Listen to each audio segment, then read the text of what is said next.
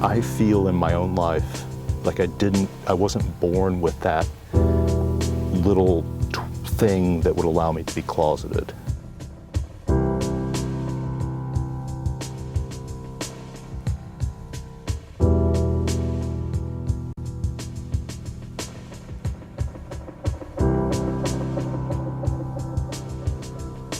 I was a guy who left home at a relatively early age, lived out of my car, sacrificed for what I wanted, was goal-oriented and very driven, and so I sort of approached my own personal life in much the same way.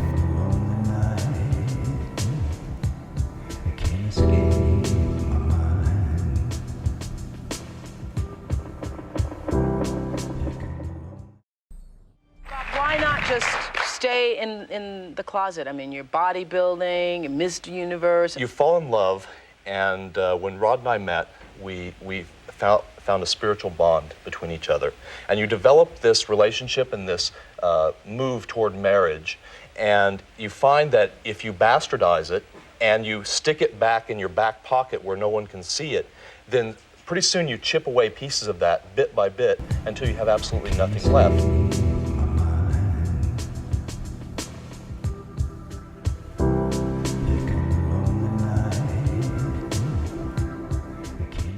So I wanted to just start with a question about what's happening now, something that's happening now, which is the Caitlyn Jenner story.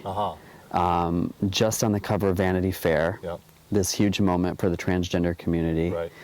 Could you have imagined this in 1989 when you came out? I'd been living out for years before I came out in the media, and the only reason I hadn't done an interview before that is there was just no one, you couldn't, people thought they were protecting you by not doing it. And so it'd be very difficult to imagine that story playing out in a way that wasn't treated as a joke.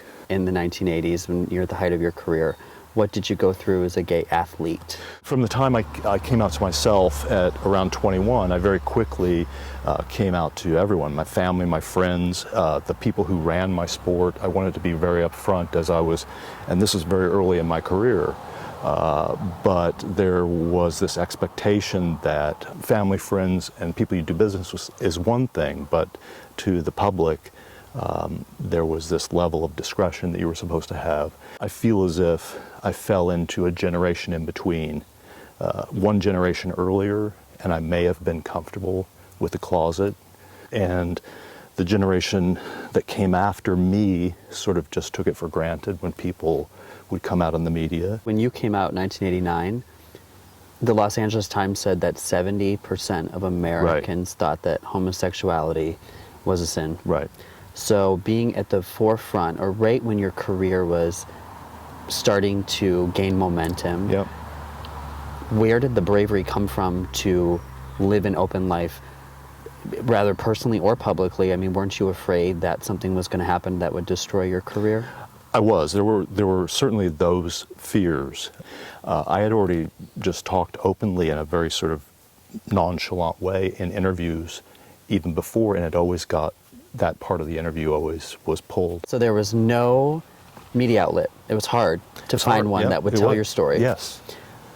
How did the Iron Man article happen? I just talked it through with them, and the writer Lonnie Tieper was a friend also, and so we just decided to treat the information in a very sort of respectful way. And little did I know after that, I hadn't even really thought of it up until that point, but that I was, when that came out, I was going to be the first pro athlete in any sport who came out and still was active in his sport. Did you know at that time, do you have any idea that you were going to be laying the road for athletes like Michael Sam and Jason Collins to come out and to really be themselves while they're professionally playing in their sports? There was I was making it up on the fly. There was no template then. In a way, yes, I sort of imagined that this might lead down a little further down the road, but it felt like something that just sort of had to happen for me. And if I was going to make a small contribution to the world, maybe that was going to be a small positive contribution. Bodybuilding is very much about aesthetics. Right. How did you choose that as your sport out of being an athlete? Well, I discovered weight training accidentally, and it had happened during a time I was 17 years old. I saw a cover of Arnold on what was, it's now Muscle and Fitness, what was then Muscle Builder and Power, something like that, at the newsstand in Columbus, Indiana. And I was looking for Backpacking magazine. I walk in and I see this cover, and there's Arnold sort of like with a dumbbell over his head grimacing, and I thought, I'd already been weight training a little bit. And I thought, oh, that's interesting. And so I very rapidly made this shift and began to train very seriously. And as the seriousness increased, so did my sense that I was going to survive, that I was going to make it through what seemed like a really difficult time period. So how did you get really from that teenager who was really scared to come out to a guy who became a public figure and who said, I don't really care about my career and I don't really care what anyone else thinks. I'm going to just live my authentic self? Well, it was through the strength of this discipline and this dedication that I think I was able to find that inner strength. I always have often said that, you know, for me, the training was as much an inside process as it was an outside process. And once I identified the fact that, look, I have a life, I was born, one day I'm going to die, I'm going to walk this path. Success is defined a certain way by other people. I may not define it as that, but once I identified that center, I was able to see nothing could really hurt me. The gentlemen and women of today who are able to do that now more easily because of some of the work that you did, even though it was unbeknownst to you at the time. Right.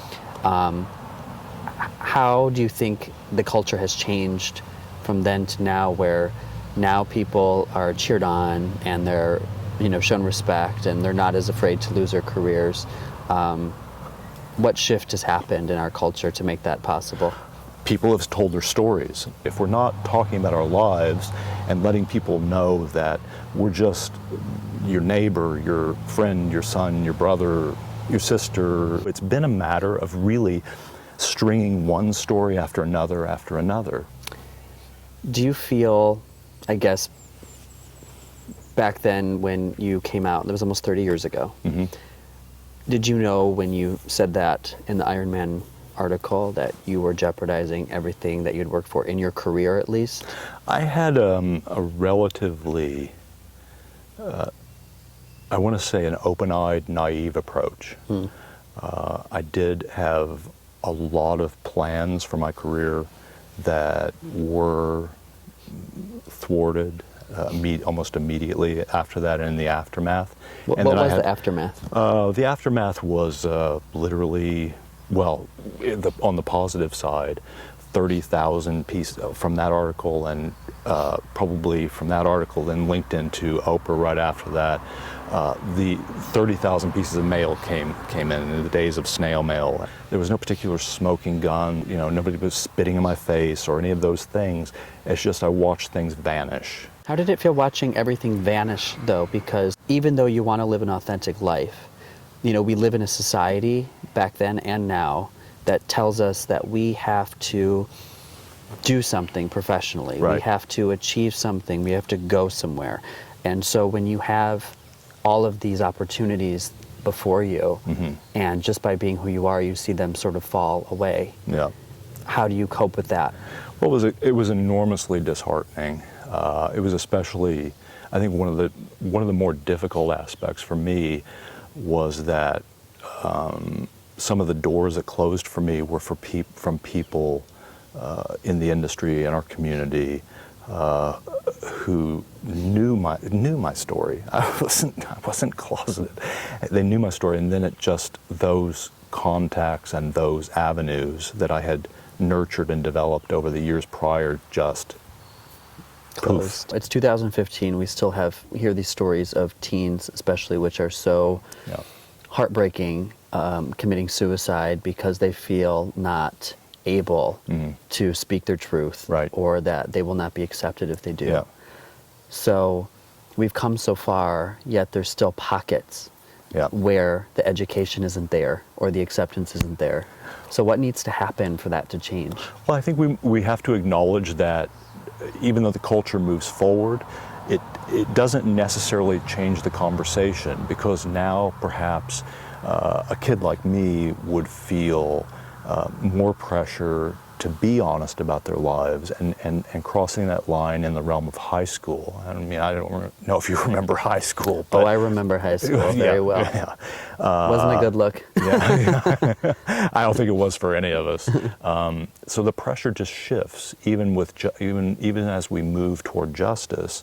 The pressure then shifts to be more open, and we can say that our culture has shifted, but this is still a kitchen table issue at the end of the day, and so it's going to matter what the immediate surroundings in a person's life feel like. And there's still a long way to go.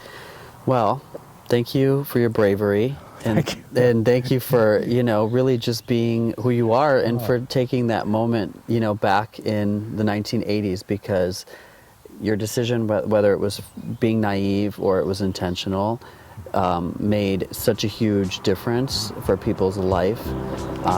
And I think it really paved the way for people today, not only in athletics, but in other areas too that are in public, public mediums. So thank you. Thank you. Yeah, so I really appreciate it. Certainly, Anthony. Thank you so much. You're welcome.